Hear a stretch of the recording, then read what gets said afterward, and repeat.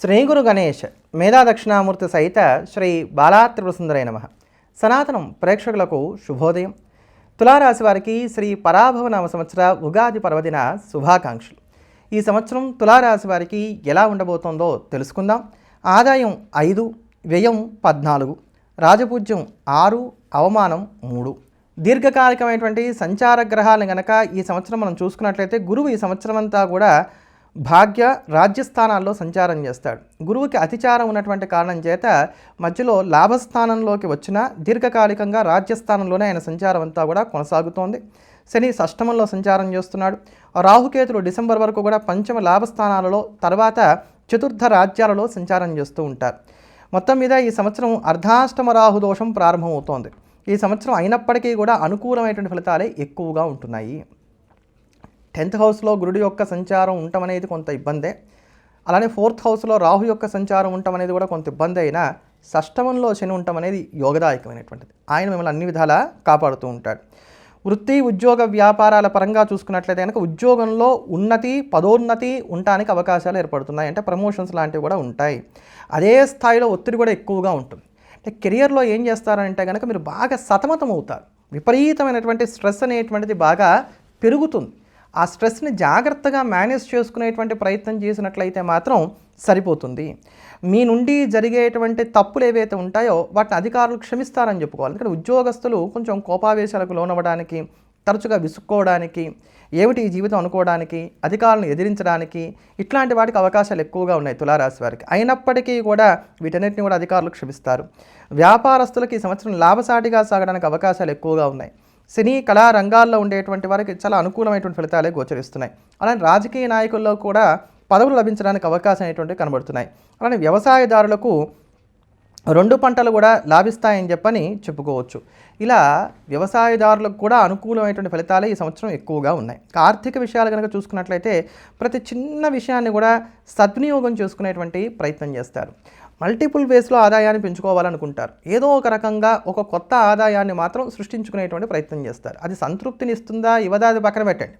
మొత్తానికి మాత్రం కొత్త ఆదాయాన్ని సృష్టించుకోవడంలో మాత్రం దృష్టి ఎక్కువగా పెడతారు. కొంతవరకు అయితే మాత్రం సక్సెస్ని పొందగలుగుతారు. అలానే ఆదాయం పెరగడానికి అవకాశాలు ఏర్పడుతున్నాయి. అప్పులు కూడా చాలా వరకు తీర్చగలుగుతారు. ఆస్తులు కొనుగోలు చేస్తారు. ఈ ఆస్తుల్లో కూడా అయినంత వరకు ఇళ్ళ లేకపోతే కనుక స్థలమా వాహనమా ఏదో ఒక దాన్ని మాత్రం కొనుగోలు చేస్తారు.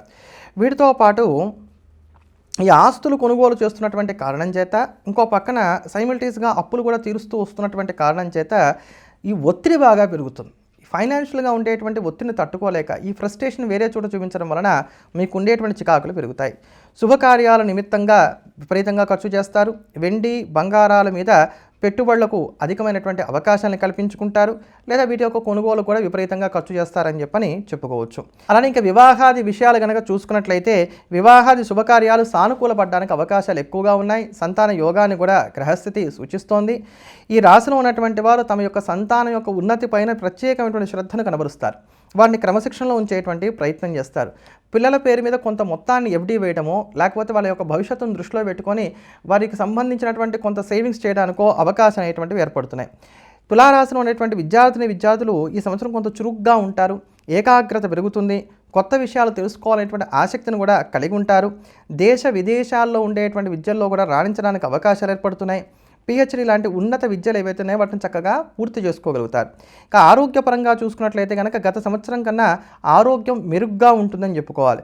మీలో ఉండేటువంటి ఆందోళన ఏదైతే ఉందో అంటే ఏదో పెద్ద అనారోగ్యం వచ్చేస్తోంది నాకేదో అయిపోతుంది అనుకునేటువంటి ఆందోళనలు ఏవైతే ఉన్నాయో ఇవి కేవలం ఆందోళన అనేటువంటి విషయాలే ఇక్కడ తేలుతాయని చెప్పని చెప్పుకోవచ్చు. గత సంవత్సరం మీద చూసుకున్నప్పుడు మాత్రం తులారాశి వారికి ఈ సంవత్సరం ఆరోగ్యపరంగా కొంత చికాకులు అయితే ఖచ్చితంగా తగ్గుతాయి. అలా అని చెప్పని పూర్తి స్థాయి ఆరోగ్యం ఉంటుందనడానికి కూడా అవకాశం లేదు. మళ్ళీ చెప్తున్నాను, గడిచినటువంటి సంవత్సరం మీద చూసుకున్నప్పుడు మాత్రం చికాకులు కొంత ఆరోగ్యపరంగా తగ్గుతాయి. విదేశీయాన వ్యవహారాలు కనుక చూసుకున్నట్లయితే డిసెంబర్ లోపు విదేశాలకు కాలం అనుకూలంగా ఉంది. తర్వాత నుండి చేసేటువంటి ప్రయాణాలకు కాస్త ఆటంకాలు ఏర్పడతాయి. అయినప్పటికీ వాటిని అధిగమించగలుగుతారు, అక్కడికి వెళ్ళగలుగుతారు. అయితే ఒత్తిళ్లు బాగా ఉంటాయి. అందుకని చెప్పి జాగ్రత్త పడండి. ఈ సంవత్సరం డిసెంబర్ తర్వాత నుంచి కూడా అర్ధాష్టమ రాహు దోషం ప్రారంభమవుతున్నటువంటి కారణం చేత విదేశాలకు అంత మంచిది కాదు. స్ట్రెస్ బాగా పెరుగుతోంది కనుక కొంచెం జాగ్రత్త పడాలి. అయితే కృషితో వీటన్నిటిని కూడా అధిగమించగలుగుతారు. కనుక నేను కృషి చేస్తాను, నాకెంత కష్టమైనా నేను తట్టుకోగలుగుతాను అంటే విదేశాలకు వెళ్ళండి. లేదు నేను కొంచెం సుఖంగా జీవించదలుచుకున్నాను అంటే మాత్రం ఇండియాలో ఉండటానికి అధికమైనటువంటి ప్రాముఖ్యతనిచ్చుకోండి. కోర్టు తీర్పులు ఈ సంవత్సరం మీకు అనుకూలంగా వస్తాయి. మొత్తం మీద ఈ సంవత్సరం తులారాశి వారికి దివ్యంగా ఉంది. ఇలాంటి మాటలు చెప్పామనుకోండి, వెంటనే నాకు కింద కామెంట్స్ పెట్టేస్తారు.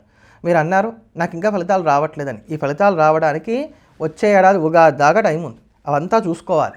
వచ్చే ఏడాది ఉగాది లోపు ఈ ఫలితాలు రాకపోతే అప్పుడు నన్ను అడగాలి. కనుక కొంచెం ఓపికగా చూసుకోవాలి.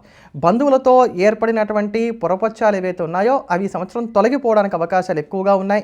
ఉపయోగపడేటువంటి పరిచయాలు ఏర్పడతాయి. ఉపయోగపడేటువంటి పరిచయాలు ఇప్పటికే ఏమైనా ఉన్నట్లయితే అవి మరింతగా బలపడతాయని చెప్పుకోవాలి. చక్కటి గౌరవ మర్యాదలను కూడా కలిగి ఉంటారు. ఆధ్యాత్మిక కార్యక్రమాలను మనసు పెట్టి చేయడానికి అవకాశాలు ఎక్కువగా కనబడుతున్నాయి. మొక్కులు తీరుస్తారు. గడిచినటువంటి కాలంగా బాగా మొండికి పడిపోయి ఉన్నటువంటి దేవతా సంబంధమైనటువంటి మొక్కులు ఏవైతే ఉన్నాయో వాటిని సంవత్సరం తీర్చడానికి అవకాశాలు ఎక్కువగా కనబడుతున్నాయి. శత్రుబలం కొంత తగ్గుతుంది.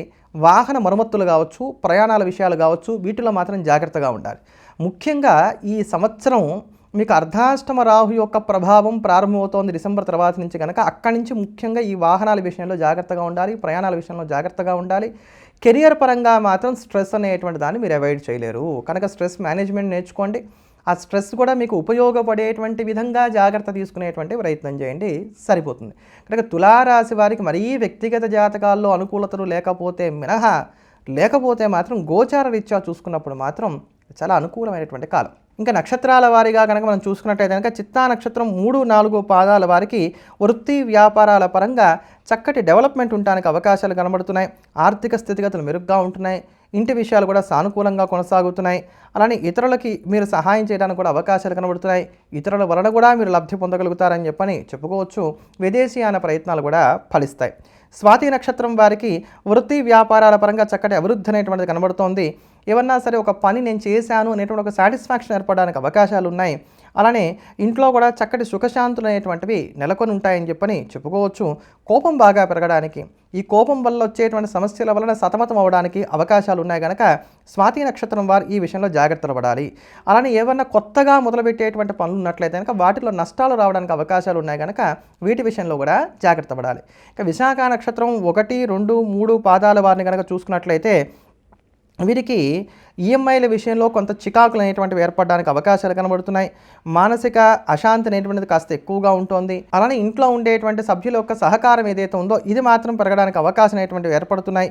కొత్త ప్రయత్నాలు మీరు ఏవైతే చేస్తారో ఈ సంవత్సరం ఇవి లాభసాటిగా కొనసాగుతాయని చెప్పుకోవాలి. తులారాశి వారు మరింత అనుకూలమైనటువంటి ఫలితాలను ఈ సంవత్సరం అంతా పొందడానికి గాను పాటించవలసిన పరిహారాలు కనుక మనం చూసుకున్నట్లయితే కనుక గురువుకి సంబంధించిన పరిహారాలు చేసుకోవడం అనేది మంచిది. ఎందుకంటే దశమంలోనే గురుగ్రహం యొక్క సంచారం ఉంటుంది. ఈ దశమంలోనే గురువు ఒంటరిగా కాకుండా కేతువుతో కూడా కలిసి సంచారం చేస్తున్నాడు. డిసెంబర్ తర్వాత నుంచి కేతు కూడా అక్కడ చేరుతాడు. అందుకోసం అని ఈ రాహుకేతుల యొక్క స్థితి కూడా కొంత ప్రతికూలంగా ఉన్నది కనుక కొన్ని పరిహారాలు చేసుకోవడం మంచిది. ఎప్పుడూ కూడా గురువుకి సంబంధించిన పరిహారాల్లో శ్రీ గురు చరిత్ర ఇచ్చినంత చక్కటి ఫలితాలు ఇంకేవి ఇవ్వవు.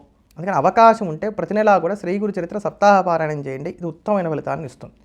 మేము అంత చేయలేమండి అనుకునేటువంటి వారు నవగ్రహాలలో ఉండేటువంటి గురువుకి ఎర్ర శనగలతో దండ వేయండి. నానబెట్టిన శనగలు చక్కగా దండగుచ్చుకొని వాటిని ప్రతి గురువారం కూడా నవగ్రహాలు ఉండేటువంటి గురుగ్రహానికి వేసి గురువు నుంచి మొదలుపెట్టి ఆ నవగ్రహాలు ఉండే గురువు నుంచి మొదలెట్టి గురువు దగ్గరికి పూర్తయ్యే విధంగా 108 ప్రదక్షిణాలు చేస్తూరండి. రెండిట్లో ఏదో ఒకదాన్ని అవలంబించండి, సరిపోతుంది. అయితే పారాయణ లేకపోతే కనుక ప్రదక్షిణాలు ఏదో ఒకదాన్ని అవలంబించండి, దాన్నే కంటిన్యూ చేయండి. 1 నెల పారాయణ, 1 నెల ప్రదక్షిణాలు అలా మాత్రం వద్దు. అలానే అయినంత వరకు రాహుకాల దుర్గా దీపారాధన చేయడం అనేది మంచిది. దీనివల్ల ఈ అర్ధాష్టమ రాహు యొక్క దోషం తగ్గుతుంది. ఒకవేళ ఈ రాహుకాల దుర్గా దీపారాధన చేయడానికి అవకాశం లేదనుకునేటువంటి వారు ఈ సంవత్సరం డిసెంబర్ తర్వాత నుంచి కూడా 6 నెలలకు ఒక మారుగా ఇక్కడి నుంచి ప్రారంభం చేసి ఒక 3 సార్లు, అంటే 6 నెలలు అయిన తర్వాత మళ్ళీ ఇంకో 6 నెలలకి, 6 నెలలు అయ్యాక మళ్ళీ ఇంకో 6 నెలలకి, అట్లా 3 సార్లుగా శ్రీకాళహస్తిలో రాహుకేతు పూజ చేయించుకోవడం అనేది మంచిది. అలాగే ప్రతినిత్యం కూడా వినాయకుడిని పూజించడం వలన ఈ సంవత్సరం ఉత్తమమైనటువంటి ఫలితాలను పొందుతారు మీరు. కనుక వినాయకుడిని యథాశక్తి పూజించండి. చక్కగా 2 గరిక పూజలు ఆయన పాదాల దగ్గర పెట్టండి, బెల్లం ముక్క నైవేద్యం పెడుతూ ఉండండి. మీరు ఎలా చేయగలిగితే అలా మీ శక్తి మేరకు ఎంత చక్కగా వినాయకుడిని నిత్యం పూజించగలుగుతారో అంత చక్కగా పూజించండి, మంచి ఫలితాలని అందుకుంటారు. ఏమైనప్పటికీ తులారాశి వారికి ఈ సంవత్సరం కాలం చాలా అనుకూలంగా ఉంది. ఈ కాలాన్ని సద్వినియోగం చేసుకునేటువంటి ప్రయత్నం చేయండి. వచ్చే సంవత్సరం కన్నా కూడా పరాభవనవ సంవత్సరం చాలా అనుకూలంగా సాగుతోంది. గడిచినటువంటి సంవత్సరం కన్నా కూడా పరాభవనవ సంవత్సరం ఇంకాస్త అనుకూలంగా కొనసాగుతోంది తులారాశి వారికి. తులారాశి వారికి ఈ సంవత్సరం పరదేవత అనుగ్రహం చేత మరింత అనుకూలమైనటువంటి శుభాలు ఉండాలని చెప్పని ప్రార్థిస్తున్నాను. మరోమారు మళ్ళీ కలుద్దాం. ఎల్లప్పుడూ దేశాన్ని ప్రేమిద్దాం, దైవాన్ని స్మరిద్దాం. స్వస్తి.